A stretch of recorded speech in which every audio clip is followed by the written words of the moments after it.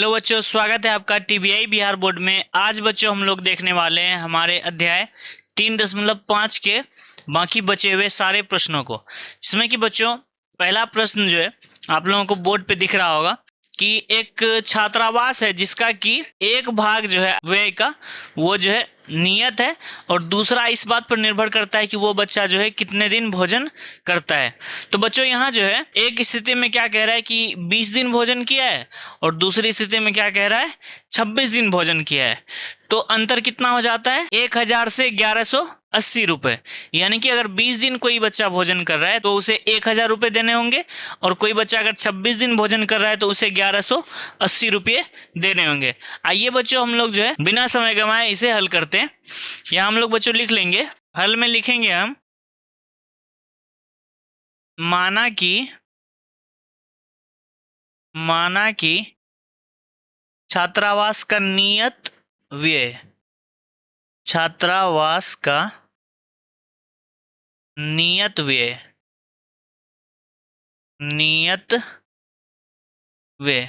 तो छात्रावास का नियत व्यय जो है वो क्या मान लेंगे हम x मान लेंगे, x है। और प्रतिदिन भोजन का व्यय, प्रतिदिन भोजन का व्यय, तो प्रतिदिन भोजन का व्यय कितना है वो है y रुपया। तो बच्चों हम लोग प्रश्न से अब देखेंगे क्या कहा जा रहा है। तो बच्चों प्रश्न में क्या कहा जा रहा है, ए विद्यार्थी जो है बच्चों अगर वो 20 दिन भोजन करता है तो उसे कितने रुपए देने पड़ रहे हैं 1000 रुपये देने पड़ रहे हैं। तो इसमें जो है बच्चों हम लोग क्या कर लेंगे कि वो कितने दिन रह रहा है, एक तो नियत भरा होगा पहले से, नियत क्या है नियत व्यय है उसमें x रुपया है ना।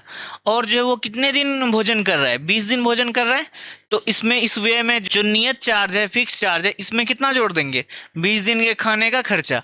तो एक दिन का है y रुपए तो कितना हो जाएगा 20 दिन का 20y और ये टोटल कितना हो जाता है नियत व्यय और खाने का जोड़ के कितना हो जाता है 1000 रुपया। कितना हो गया 1000 रुपया। ये हो जाएगा बच्चों हमारा समीकरण 1। अब दूसरी स्थिति में देखेंगे हम, दूसरी स्थिति में बच्चों कह रहा है कि एक कोई बच्चा बी है जो कि 26 दिन भोजन करता है तो उसे कितने देने पड़ रहे हैं 1180 रुपये। कितने देने पड़ते हैं उसे 1180। तो एक तो नियत जो व्यय है वो पहले जुट जाएगा वो है x और वो कितना दिन भोजन कर रहा है 26 दिन तो उसका हो जाएगा 26y बराबर उसे कितने देने पड़ रहे हैं 1180 रुपए। ये क्या हो गया बच्चों हमारा समीकरण 2 है ना। अब बच्चों क्या करेंगे समीकरण 1 से समीकरण 2 को हम लोग घटा के इसके हल को देखेंगे।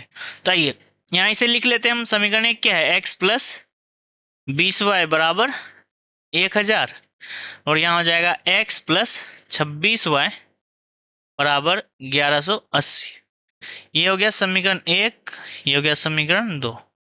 यहाँ देखिए बच्चों दोनों का मान क्या है, हम लोग जो है इसे लुप्तीकरण विधि से सॉल्व करने वाले हैं। इसीलिए हम लोग क्या करेंगे कि इस दोनों मान को इक्वल करेंगे। हालांकि यहाँ पहले से इक्वल है तो अब क्या करना पड़ेगा इसके चिन्ह को परिवर्तन करना पड़ेगा ताकि ये क्या हो जाए विलुप्त हो पाए। इसे कटा देंगे। अब 20 से 26 को बच्चों घटाइए कितना आ जाएगा -6y और 1000 से अगर 1180 को बच्चों हम घटाएंगे तो कितना आ जाएगा ये आ जाएगा -180 है ना। इस तरह से बच्चों देखिए दोनों तरफ माइनस है तो माइनस माइनस कैंसिल और y का मान कितना आ जाएगा y का मान आ जाएगा 180/6 जिसे कि हल करने के बाद कितना आ जाएगा बच्चों 30 आ जाएगा। जब हमारा y का मान 30 आ चुका है तो इसे क्या कर लेंगे y के मान को समीकरण 1 या 2 में बिठा के वहां से हम लोग x का मान निकाल लेंगे। हम लोग क्या करते हैं बच्चों y को समीकरण 1 में रखते हैं तो यहाँ लिखेंगे y को समीकरण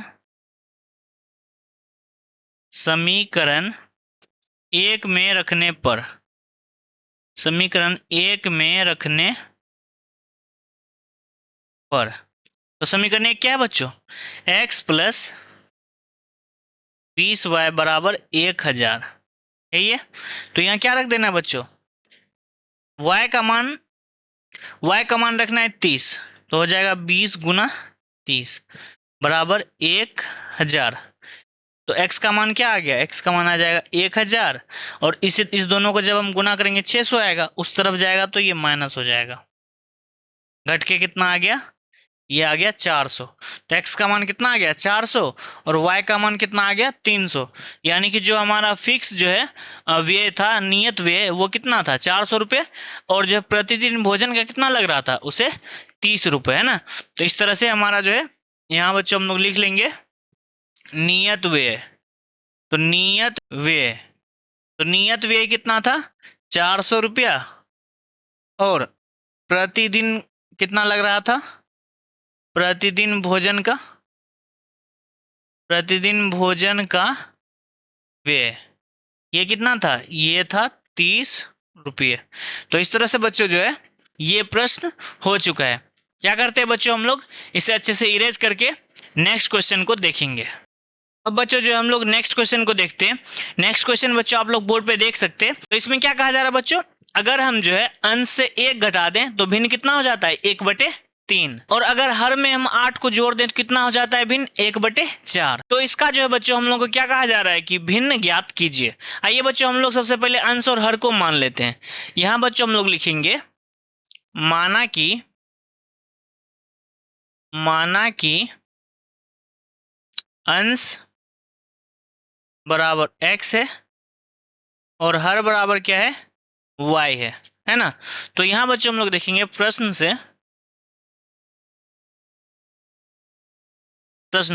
क्या कहा जा रहा है कि अगर जो है बच्चों हम लोग अंश से कितना घटा दें 1 घटा दें, अंश से 1 घटा, सबसे पहले भिन्न क्या हो जाएगा x/y। तो कह रहा है अगर अंश से हम 1 घटा दें तो कितना हो जाता है भिन्न 1/3। तो इसे बच्चों क्या कर लेंगे, हम सॉल्व कर लेंगे, क्रॉस मल्टीप्लीकेशन करते हैं। तो यहाँ कितना आ जाएगा 3x - 3 बराबर यहाँ कितना हो गया y। तो इस y को इधर ले आते हैं, हो जाएगा 3x - y, 3 को उधर भेज देते हैं तो कितना हो जाएगा 3। ये हो गया हमारा समीकरण 1, है ना। तो इस तरह से हमारा समीकरण 1 आ गया। अब बच्चों हम लोग दूसरी स्थिति में देखेंगे। तो दूसरी स्थिति में क्या कहा जा रहा है कि अगर हम हर में कितना जोड़ दें 8 जोड़ दें तो भिन्न कितना हो जाता है 1/4 हो जाता है। तो वही करेंगे हम लोग बच्चों, सबसे पहले हम भिन्न लिख देंगे x/y, और हर में कितना जोड़ देना है, हर में 8 जोड़ देना है, तो भिन्न कितना हो जाएगा 1/4। तो इसे बच्चों हम लोग क्या कर लेंगे, क्रॉस मल्टीप्लीकेशन से हल करेंगे। इसको यहाँ गुना करेंगे कितना हो जाएगा 4x, और इसको इधर ले आते हैं तो y + 8, इस y को इधर ले आएंगे, हो गया 4x - y बराबर 8, है ना। ये हो गया बच्चों हमारा समीकरण 2। ये क्या हो गया समीकरण 2। क्या कर लेते हैं, समीकरण 1 से समीकरण 2 को हम लोग घटा लेते हैं। हम लोग यहाँ साइड में घटा लेंगे बच्चों। समीकरण 1 क्या है 3x - y बराबर 3, और समीकरण 2 क्या है 4x - y बराबर 8, है ना। ये हो गया समीकरण 1, ये हो गया समीकरण 2। यहाँ देखिए बच्चों हम लोगों को x से y को बराबर करना होता है। तो y बच्चों क्या हो रहा है, यहाँ बराबर आप लोगों को दिख रहा है।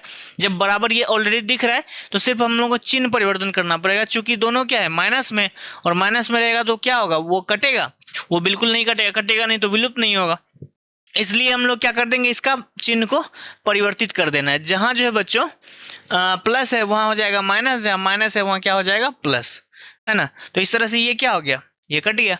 तो 3 में से 4 घटाएंगे बच्चों आएगा -x बराबर 3 में से 8 घटाएंगे तो कितना आ जाएगा -5। माइनस माइनस हो जाएगा कैंसिल बच्चों। तो x का मान कितना आ गया, x का मान आ गया 5। अब इसे बच्चों हम लोग समीकरण 1 में रख देंगे। यहाँ लिखेंगे समीकरण 1 में x बराबर 5 रखने पर, समीकरण 1 में x बराबर कितना रखने पर 5 रखने पर। तो समीकरण 1 क्या है बच्चों, समीकरण 1 क्या है 3x - y बराबर 3, है ना। तो यहाँ देखिए बच्चों हम x से कितना रखेंगे 5 - y बराबर 3, गुना करने पर कितना आएगा 5 × 15 -y बराबर 3। इस इधर बच जाएगा -y बराबर 15 को उधर भेज दीजिए तो हो जाएगा 3 - 15। तो -y बराबर क्या आ गया -12, माइनस माइनस कैंसिल, इसलिए y का मान कितना आ गया, y का मान आ गया हमारा 12, और x का मान कितना आ गया 5। और प्रश्न में क्या कह रहा है कि भिन्न को ज्ञात करें। तो भिन्न क्या हो जाएगा, अतः भिन्न बराबर क्या हो जाएगा अंश बटे हर। अंश क्या माने थे 5, अंश माने थे 5, और हमारा हर क्या था 12। तो इस तरह से हमारा भिन्न आ गया 5/12, है ना। तो इस तरह से बच्चों हम लोगों ने दूसरे प्रश्न को भी देखा। अब बच्चों इसे इरेज करके हम लोग अगले क्वेश्चन को देखेंगे। अब बच्चों हम लोग अगले क्वेश्चन को देखते हैं। बोर्ड पर आप लोगों को दिख रहा है बच्चों, यहाँ क्या कहा जा रहा है कि यश जो है, यश को कितना अंक प्राप्त हुआ है, 40 अंक प्राप्त हुआ है। और वो भी किस तरह, प्रत्येक सही उत्तर पे उसे 3 अंक मिले हैं और प्रत्येक गलत उत्तर पे उससे कितने अंक काटे गए हैं, 1 अंक काटे गए हैं। परंतु कह रहा है अगर स्थिति दूसरी होती, प्रत्येक सही उत्तर पर उसे 4 अंक मिलते और प्रत्येक गलत उत्तर पर अगर 2 अंक कटते तो उसके मार्क्स कितने आ जाते, 50 आ जाते, है ना। तो इस तरह से बच्चों हम लोग क्या करना है, प्रश्नों की संख्या को ज्ञात करना है। तो अब हमें यहाँ क्या करना है बच्चों, प्रत्येक सही उत्तर वाले प्रश्नों को मान लेना है एवं प्रत्येक गलत उत्तर वाले प्रश्नों को भी मान लेना है। यहाँ हम लोग लिखेंगे, यहाँ हम लोग सीधा हल लिखेंगे बच्चों। हल में क्या लिखेंगे, यहाँ लिखेंगे माना कि यश द्वारा सही किए गए प्रश्न, सही किए गए प्रश्न की संख्या कितनी है, x है, एवं गलत प्रश्न की संख्या, यानी कि उसके द्वारा जितना प्रश्नों की संख्या, यानी कि उसके द्वारा जो जितने भी प्रश्न का उत्तर गलत दिया गया है, तो गलत प्रश्नों की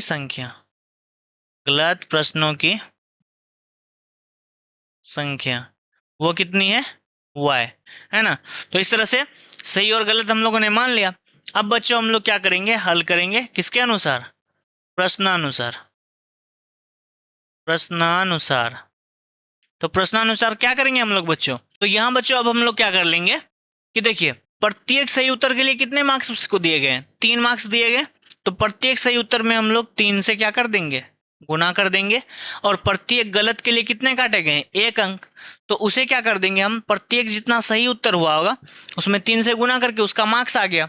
अब क्या कर लेंगे, जितना उसका माइनस मार्किंग हुआ है उसको करेंगे। तो जितने प्रश्नों का गलत उत्तर दिया है उसमें जो है 1 से गुना कर देंगे और उसे यहाँ क्या कर देना है, घटा देना। तो 1 गुना y क्या हो जाएगा, 1y, यानी कि y। तो उसे कितना प्राप्त हो जाएगा अंक, तो उसे जो है टोटल 40 अंक प्राप्त हो जाएंगे, है ना। ये बच्चों हो जाएगा हमारा समीकरण 1। अब बच्चों हम लोग दूसरी स्थिति में देखेंगे। तो दूसरी स्थिति में कहा जा रहा है कि प्रत्येक सही के लिए उसे कितने अंक मिलते, 4 अंक मिलते, एवं प्रत्येक गलत उत्तर के लिए उसे कितने अंक काटे जाते, 2 अंक काटे जाते। तो सही कितना है, x। तो x में हम लोग क्या कर देंगे बच्चों, 4 से गुना और उससे घटा देंगे हम लोग माइनस मार्किंग को। तो माइनस मार्किंग कितना है, तो टोटल प्रश्न है y और माइनस मार्किंग है प्रत्येक क्वेश्चन पे कितना, 2 मार्क्स। तो 2 गुना y कितना हो जाएगा, 2y। तो उसे कितने प्राप्त होते, 50 अंक प्राप्त होते। ये हो गया बच्चों हमारा समीकरण 2। अब इसे बच्चों हम लोग जो है समीकरण 1 से समीकरण 2 को घटा देंगे। यहाँ हम लोग लिख लिए समीकरण 1 और यहाँ बच्चों हम लोग लिख लेंगे समीकरण 2। ये है 1 और ये क्या है, 2, है ना। तो इसे क्या करना है बच्चों, x या y को बराबर करना है। तो y को बराबर करना चूंकि आसान है, इसीलिए हम लोग यहाँ क्या कर देंगे, 2 y में 2 से गुना कर देंगे और नीचे 1 से करिए, ऊपर वाले सभी में 2 से गुना हो जाएगा, 2 तिया हो जाएगा 6x माइनस 2y बराबर 80। और 1 से करने पे बच्चों जो ऊपर है वही नीचे भी आ जाएगा बराबर 50। यहाँ देखिए बच्चों -2 या -2 है, दोनों क्या आ गया, दोनों बराबर आ गया। क्या करना पड़ेगा बच्चों, चिन्ह को परिवर्तित करना पड़ेगा ताकि इसे खत्म किया जा सके। अब ये खत्म हो गया, 6 में से 4 घटिया आ जाएगा 2x बराबर 80 में से 50 घटेगा कितना आ जाएगा, यहाँ आ जाएगा 30। तो इस तरह से x का मान कितना आ जाएगा बच्चों, 15 आ जाएगा, क्योंकि 2 जो है 30 को डिवाइड करके कितना लाएगा, 15 ले आएगा। तो इस तरह से हमारा क्या आ गया, सही उत्तरों की संख्या तो पता चल गया कि कितने प्रश्नों का सही उत्तर दिया गया। अब क्या करना है बच्चों, इस x के मान को हम लोग समीकरण 1 में रखते हैं। तो यहाँ लिखेंगे समीकरण 1 में x बराबर 15 रखने पर, x बराबर 15 रखने पर समीकरण 1 क्या है बच्चों, समीकरण 1 है 3x माइनस y बराबर 40। तो यहाँ बच्चों हमको x का मान कितना रखना है, 15। तो हो जाएगा 3 गुना 15 माइनस y बराबर 40। तो 15 तिया हो जाएगा 45 माइनस y बराबर 40। तो माइनस y बराबर कितना आ जाएगा बच्चों, 40 माइनस 45। इसलिए माइनस y बराबर हो गया -5 माइनस माइनस कैंसिल, इसलिए y का मान कितना आ गया, y का मान आ गया 5। तो कुल प्रश्न कितने हो जाएंगे बच्चों, प्रश्न में भी यही पूछा जा रहा है, कुल प्रश्नों की संख्या, कुल प्रश्नों की संख्या। तो कुल प्रश्न कितने हो गए, तो वो टोटल हो गया जितने गलत प्रश्नों का उत्तर दिया है और जितने सही का उत्तर दिया है। तो हो जाएगा कितना, सही वाला है 15 गो और गलत वाला कितना है 5 गो। तो टोटल प्रश्न कितना हो गया बच्चों, टोटल प्रश्नों की संख्या हो गई 20। तो इस तरह से बच्चों हम लोगों ने इस प्रश्न को भी बहुत ही अच्छे तरीके से सॉल्व किया है। अब बच्चों इसे भी इरेज करके हम लोग अगले क्वेश्चन को देखने वाले हैं। तो बच्चों आप लोगों को अगला क्वेश्चन जो है बोर्ड पे दिख रहा होगा यहाँ। इसमें बच्चों क्या कहा जा रहा है कि एक राजमार्ग है जिसपे कि स्थान ए है और स्थान बी है। दोनों स्थान पे बच्चों दो कारें खड़ी हैं जो कि क्या करती है कि एक ही समय पे चलना प्रारंभ करती है। इसमें बच्चों हम लोगों को दो स्थिति दिया गया है जिसमें कि क्या क्या कहा जा रहा है कि जो है अगर बच्चों दोनों कारें एक ही दिशा में चले, है ना, जैसे कि ये कार ए यहाँ है और बी यहाँ है, तो दोनों जो है ये भी ए से इस तरफ चलती है और ये भी बी से इसी तरफ चलती है। तो इस तरह अगर चले बच्चों तो क्या होता है, एक पॉइंट आता है 5 घंटे बाद, एक बिंदु जहां पे क्या होता है कि दोनों कारें एक दूसरे से मिलती है। और दूसरी स्थिति में बच्चों कहा जा रहा है अगर उसी दोनों पॉइंट से ए और बी से दोनों कारें एक दूसरे के विपरीत, यानी कि ये भी इधर आए और ये भी इधर आए, तो वो जो है कितने देर में मिल जाती है, वो 1 घंटे में मिल जाती है। तो इसमें बच्चों आप लोगों को क्लियर है कि दो पॉइंट दिया गया है जिसके बीच की दूरी कितनी है, 100 किलोमीटर है और दो कारें वहां खड़ी है, दोनों एक ही समय पर चलना प्रारंभ करती है। तो आइए बच्चों हम लोग कुछ डायग्राम्स के मदद से पहले इसे समझते हैं फिर इसे सॉल्व करेंगे। यहाँ क्या है बच्चों कि दो पॉइंट है ना, ये दो पॉइंट है, ये है ए और ये क्या है बी। यहाँ पे क्या है, दो कारें खड़ी है और इसके बीच की दूरी कितनी है, इसके बीच की दूरी है बच्चों 100 किलोमीटर, 100 किलोमीटर। तो एक कार यहाँ है और दूसरी कार यहाँ है। दो स्थिति दिया हुआ है बच्चों। पहले स्थिति में क्या होता है कि ये कार भी इसी तरफ और ये कार भी इसी तरफ जाती है, तो आगे जो है 5 घंटे बाद जो है मिलती है ना। हालांकि दोनों एक ही समय चलना प्रारंभ किए। और दूसरी स्थिति क्या है, ए से ये इस तरफ और बी से ये इस तरफ आती है, तो 1 घंटे में दोनों क्या होता है, मिल जाती है। इस दोनों स्थिति में बच्चों आप लोग समझिए कि जो है कार ए भी जा रही है इसी ओर पहली स्थिति में और कार बी भी जा रही है इसी ओर। तो हम इस तरह से इसका अलग डायग्राम बना लेते हैं, ये ए और ये बी, तो ये भी इसी ओर जा रही है और ये भी इसी ओर जा रही है। पहले हालांकि इसका दूरी कितना था ए और बी का, 100 किलोमीटर। तो जब बच्चों एक ही समय चलना प्रारंभ कर रही है तो इस पॉइंट तक आते आते जो है, मान लेते इस पॉइंट तक आते आते दोनों कार क्या होता है, एक दूसरे से मिलती है। तो ऐसा क्यों हुआ बच्चों, जबकि जो दोनों एक ही साथ चलना प्रारंभ किए तो दोनों का स्पीड क्या है बच्चों, अलग अलग है। इसमें क्या हुआ कि जो है ए द्वारा चली गई दूरी जो है वो बी से हमेशा कितना होगा, 100 किलोमीटर अधिक होगा, तभी तो वो आगे जाके मिला। क्योंकि ये क्या था, ए 100 किलोमीटर पीछे था, तो 5 घंटे में जो है बी द्वारा चली गई दूरी से ये कितना दूरी अधिक चला होगा, 100 किलोमीटर अधिक चला होगा। यानी कि हम लोग ऐसा कह सकते हैं कि ए द्वारा चली गई दूरी है ना 5 घंटे में, 5 घंटे में ए द्वारा चली गई दूरी में से अगर हम बी की दूरी को घटाएं, 5 घंटे में बी द्वारा है ना, बी द्वारा चली गई दूरी, तो 5 घंटे में बच्चों ए द्वारा चली गई दूरी में से अगर हम 5 घंटे में बी द्वारा चली गई दूरी को घटा देंगे तो कितना आ जाएगा बच्चों, यहां आ जाएगा हमारा 100 किलोमीटर। क्योंकि हमेशा जो है ए चूंकि 100 किलोमीटर पीछे है और 5 घंटे में क्या होता है, वो एक दूसरे से मिल जाती है। तो जब ये 100 किलोमीटर पीछे है तो ये 100 किलोमीटर इससे कहीं ना कहीं तो वहां तक में पहुंचा होगा आगे, इसीलिए क्या हुआ कि दोनों एक दूसरे से मिल पाया। तो हम अगर ए का दूरी जो है 5 घंटे में जितना चला है और बी का दूरी जो 5 घंटे में चला है, इस दोनों का अंतर निकालेंगे तो वो कितने का आएगा, वो 100 किलोमीटर का आएगा। तो इसी पे बेस हम लोग क्या करेंगे बच्चों, इसे बनाने वाले। यहाँ बच्चों हम लोग हल लिखेंगे तो यहाँ बच्चों हम लोग को सबसे पहले क्या मानना है, यहाँ लिखेंगे माना कि कार ए की चाल, कार ए की चाल वो कितनी है, x किलोमीटर प्रति घंटा, है ना। और कार बी की चाल, कार बी की चाल वो कितनी है, y किलोमीटर प्रति घंटा। तो प्रश्न में क्या कहा जा रहा है बच्चों, प्रश्न में कहा जा रहा है कि क्या होता है कि 5 घंटे बाद जो है वो कार अगर एक ही दिशा में जाए तो 5 घंटे बाद मिलती है। तो यहाँ क्या कर लेना है बच्चों, हम लोगों को सबसे पहले दूरी निकाल लेना है। तो दूरी के लिए क्या करेंगे, दूरी बराबर क्या होता है, चाल गुना समय। तो यहाँ बच्चों समय दिया हुआ है हमारा 5 घंटा और हमारा चाल क्या माने, चाल माने x, है ना। तो इस तरह से ये 5x हो गया और माइनस क्या हो जाएगा, 5 घंटे में b द्वारा चली गई दूरी वो कितना हो जाएगा, समय है 5 और b का स्पीड क्या है, b का स्पीड है y किलोमीटर प्रति घंटा।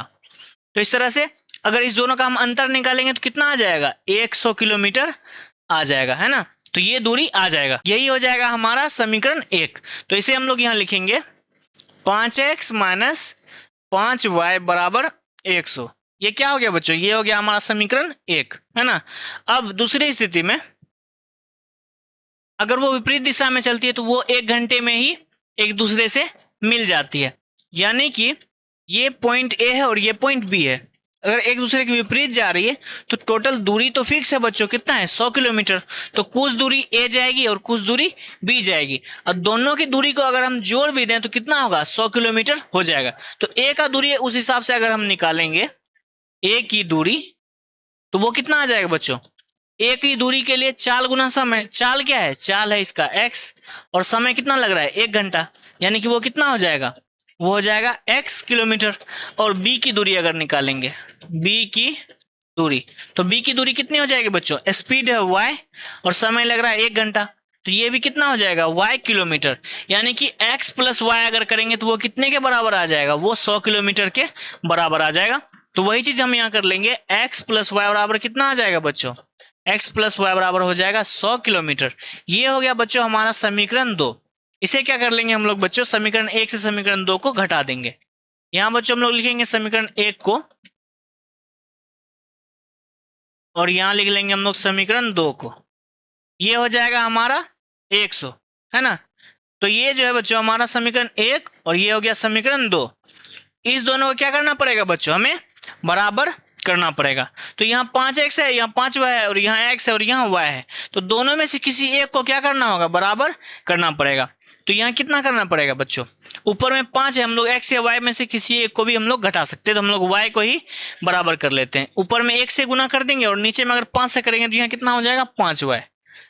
तो इस तरह से अब ऊपर में अगर हम बच्चों 1 से गुना करेंगे तो कुछ फर्क नहीं पड़ेगा, जो ऊपर में लिखा हुआ है उसी को हम लोग क्या करेंगे, सेम टू सेम नीचे उतार देंगे। अब 5 से करिए, 5 गुना x हो जाएगा 5x, 5 गुना y कितना हो जाएगा, 5y बराबर 5 गुना 100 कितना हो गया, 500 हो गया। तो यहाँ देखिए बच्चों, एक प्लस में और एक माइनस में, तो ये क्या हो गया, ये कट गया, 5 5 कितना हो गया, 10x और 500 प्लस 100 कितना हो गया, 600। तो x का मान कितना आ गया बच्चों, x का मान आ गया 60। अब y के मान के लिए क्या करेंगे बच्चों, y के मान के लिए हम लोगों को समीकरण 2 में जो है x का मान को रख लेना है। समीकरण 2 क्या है बच्चों, x प्लस y बराबर 100। इसमें x का मान कितना रखना है, 60। तो 60 प्लस y बराबर 100।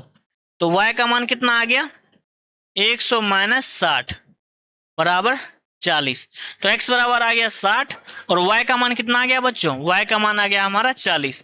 तो इस तरह से बच्चों हमारा जो है a की चाल कितनी आ गई, a की चाल कितनी हो गई, x, यानी कि कितना आ गया हमारा 60 किलोमीटर प्रति घंटा, 60 किलोमीटर प्रति घंटा। और b की चाल, तो b की चाल कितनी आ गई बच्चों, y का मान हमारा आया है 40, यानी कि 40 किलोमीटर प्रति घंटा। तो इस तरह से बच्चों जो है हमारा ये प्रश्न भी हल हो चुका है। तो ये चीज बच्चों आप लोगों को समझाने के लिए आप लोग अपने प्रश्न में सीधे इस तरह से बना सकते हैं। तो इस तरह से बच्चों हमारा ये भी प्रश्न हल हो चुका है। अब बच्चों हम लोग जो है इसे इरेज करके अगले प्रश्न को देखते हैं। अब बच्चों जो है आप लोगों को ये प्रश्न जो है बोर्ड पे दिख रहा होगा, यदि लंबाई में 5 इकाई कम कर दें और चौड़ाई में 3 इकाई हम बढ़ा देते हैं तो क्षेत्रफल में कितने वर्ग इकाई का बच्चों अंतर आ जाएगा? 9 वर्ग इकाई कम हो जाता है। और दूसरी स्थिति में क्या कहा जा रहा है, यदि लंबाई को 3 इकाई बढ़ा दें और चौड़ाई को भी 2 इकाई बढ़ा दें तो क्षेत्रफल में कितने की बढ़ोतरी हो जाती है? 67 वर्ग इकाई की। तो क्षेत्रफल में 67 वर्ग इकाई की बढ़ोतरी हो जाती है। तो आइए बच्चों सबसे पहले हम लोग क्या करते हैं, आयत के लंबाई और चौड़ाई को मान लेते हैं, फिर उस हिसाब से प्रश्न के हिसाब से हम लोग बच्चों समीकरण निकाल के उसे हल करेंगे। आइए हम लोग यहां मान लेते हैं बच्चों, यहां मानेंगे हल में, माना कि आयत की लंबाई, माना कि आयत की लंबाई, तो आयत की लंबाई कितनी है? x है। और आयत की चौड़ाई, आयत की चौड़ाई कितनी है? y है। तो प्रश्न में कहा जा रहा है बच्चों, यदि लंबाई 5 इकाई कम कर दी जाए और चौड़ाई 3 इकाई बढ़ा दी जाए तो फिर क्षेत्रफल कितना कम हो जाता है? 9 वर्ग इकाई कम हो जाता है। तो आइए बच्चों हम लोग यहाँ करते हैं, हम लोग क्षेत्रफल निकालेंगे। तो क्षेत्रफल क्या हो जाएगा? लंबाई गुना चौड़ाई, है ना। तो इसमें जो है बच्चों, अगर हम लंबाई में कितना कह रहा है, 5 इकाई कम हो जाए, लंबाई में से 5 इकाई को कम कर देंगे, एवं चौड़ाई में क्या करना है? 3 इकाई जोड़ देना है। चौड़ाई में 3 इकाई हम लोग जोड़ दिए तो क्षेत्रफल में कितने का अंतर हो जाता है? क्षेत्रफल इसका होगा कितना? लंबाई गुना चौड़ाई होता है एक्स वाई। तो क्या कह रहा है, तो अगर हम इसका अब क्षेत्रफल निकालेंगे तो कह रहा है क्षेत्रफल से ये 9 वर्ग इकाई क्या हो जाता है? कम हो जाता है ना। अगर ये कम हो जाता है बच्चों तो बराबर करने के लिए क्या करना पड़ेगा? इसमें से भी 9 वर्ग इकाई को हम लोग को घटाना पड़ेगा। तो अब इसे हम लोग बच्चों सॉल्व कर लेते हैं। एक्स गुना वाई हो जाएगा X Y plus 3x minus 5y और माइनस 15 बराबर कितना हो जाएगा? X Y minus 9। इस तरह से एक्स वाई को अगर हम बच्चों इधर लाते, सभी को हम लोग इधर ले आते हैं, हो जाएगा एक्स वाई, ये भी इधर आएगा, माइनस हो जाएगा एक्स वाई, प्लस ये कितना हो गया? 3x माइनस 5y और माइनस 15, इसे इधर लाएंगे तो कितना हो जाएगा? प्लस 9 बराबर 0। तो इस तरह से एक्स वाई और एक्स वाई क्या हो गया? कैंसिल हो गया। और जो है बच्चों हमारा 3x माइनस 5y, है ना, तो माइनस 15 प्लस 9, अगर इसे हम हल करेंगे तो बच्चों कितना आ जाएगा? ये आ जाएगा माइनस 6 बराबर 0। माइनस 6 को बराबर के हम उस तरफ भेज देते हैं तो हो जाएगा बच्चों हमारा, ये इस पार गया तो हो जाएगा 6। ये बच्चों हो गया क्या? हमारा समीकरण 1। जब बच्चों हमारा समीकरण 1 निकल चुका है तो अब हम दूसरी स्थिति में जो कह रहा है बच्चों उसके आधार पे हम लोग यहाँ दूसरी समीकरण को ज्ञात करेंगे। तो दूसरी स्थिति में क्या कहा जा रहा है बच्चों? तो दूसरी स्थिति में बच्चों कहा जा रहा है कि 3 इकाई लंबाई को और 2 इकाई चौड़ाई को अगर हम बढ़ा देते हैं तो क्षेत्रफल में कितने की बढ़ोतरी होती है? 67 वर्ग इकाई की बढ़ोतरी होती है। तो भाई ये बच्चों हम लोग लंबाई में 3 जोड़ दें और चौड़ाई में भी 3 जोड़ दें। लंबाई है कितना? x, इसमें 3 जोड़ देना है, और चौड़ाई है y, इसमें 2 जोड़ देते हैं तो क्षेत्रफल कितना बढ़ जाता है बच्चों? 67 वर्ग इकाई बढ़ जाता है। तो क्षेत्रफल है हमारा एक्स वाई। तो जब 67 वर्ग इकाई बढ़ जाता है बच्चों तो इसको बराबर करने के लिए क्या करना पड़ेगा? इसमें भी 67 को जोड़ना पड़ेगा। अब इसे हल करते हैं, हो जाएगा X Y plus 2x plus 3y plus 6 equals to X Y plus 67। X Y इधर आएगा तो बच्चों माइनस में ये दोनों क्या होगा? कट जाएगा। इस तरह से हमारा क्या आ गया? 2x प्लस 3y, और इसे उधर भेज देते हैं तो घट के कितना आ जाएगा? 67 में से 6 घटेगा, कितना हो जाएगा? 61 हो जाएगा। ये हो गया बच्चों हमारा समीकरण 2। अब बच्चों हम लोग समीकरण 1, 2 से हल करके क्या करेंगे? एक्स वाई का मान निकाल लेंगे। तो समीकरण 1 क्या है बच्चों? समीकरण 1 है 3x माइनस 5y बराबर कितना हो जाएगा? बराबर हो जाएगा 6। और हमारा दूसरा क्या है? 2x minus 2x plus 3y बराबर कितना हो जाएगा बच्चों? 61 बराबर हो गया हमारा 61। तो ये हो गया बच्चों हमारा समीकरण 1, और ये क्या हो गया? हमारा समीकरण 2। इसमें क्या करना है बच्चों? x या y में से किसी एक को क्या करना है? बराबर करना है। उसके लिए क्या करेंगे बच्चों? नीचे वाले के गुणांक को ऊपर गुना करेंगे और ऊपर वाले के गुणांक को नीचे गुना करेंगे, है ना। आइए हम लोग गुना कर लेते हैं। 2 तिया कितना हो जाएगा? 6x माइनस 2 पंचे कितना हो जाएगा? 10y बराबर 2 छाके 12। अब 3 से करते हैं, 3 दूना हो जाएगा 6x प्लस 3 तो ये कितना हो जाएगा 9y बराबर 3 एकम 3 और 3 छाके 18। तो कितना हो जाएगा बच्चों, ये माइनस हो जाएगा, ये भी माइनस और ये भी माइनस, चिन्ह को हम लोग बदल दिए। अब क्या हो जाएगा, ये कटा इधर -10 और नीचे भी -9 हो जाएगा -19y बराबर 183 में से बच्चों अगर हम 12 को घटाएंगे तो कितना बच जाएगा -171।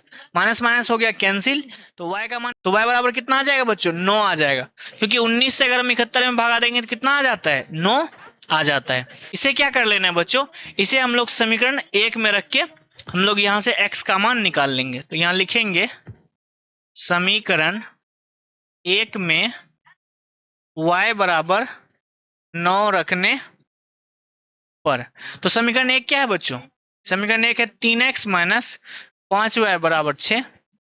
तो यहाँ बच्चों हम लोगों को क्या करना है, y का मान रखना है 9 बराबर 6। 3x माइनस 9 बचे -45 बराबर 6। इसे उधर भेज देते हैं तो हो जाएगा 3x बराबर 45, उधर जाएगा तो प्लस में हो जाएगा, 45 से कितना हो गया 51, इसलिए x का मान यहाँ कितना आ गया, x का मान आ जाएगा हमारा 17 और हमारा y का मान यहाँ कितना आया बच्चों, y का मान आया है 9। तो हमारा जो है अब क्या आ गया बच्चों, हमारा लंबाई कितना आ गया, लंबाई हमारा आ गया x और आयत की चौड़ाई कितनी आ गई, चौड़ाई हमारे कितनी आ गई, चौड़ाई 9 है ना, यानी कि y, तो x बराबर है कितना आया 17 और हमारा y बराबर कितना आया है, y बराबर आया है हमारा 9।